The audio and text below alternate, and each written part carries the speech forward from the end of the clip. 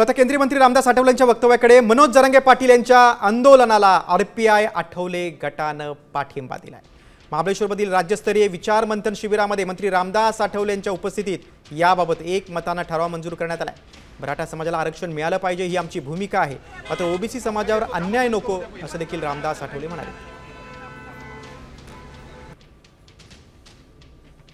गरीब मराठा समाजाला आरक्षण मिळालं पाहिजे आणि महाराष्ट्र सरकारने 10% आरक्षण देण्याचा निर्णय ऑलरेडी घेतलेला आहे। त्याची अंमलबजावणी महाराष्ट्रात सुरू आहे।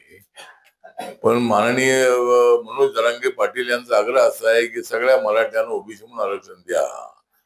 तसं देणं हे शक्य नाही, कारण ओबीसी समाजाला अगोदरच आरक्षण कमी मिळालेलं आहे। तर मला असं वाटतं की मराठा समाजाला आरक्षण देताना ओबीसी समाजावर अन्याय नको अशी आमची भूमिका आहे।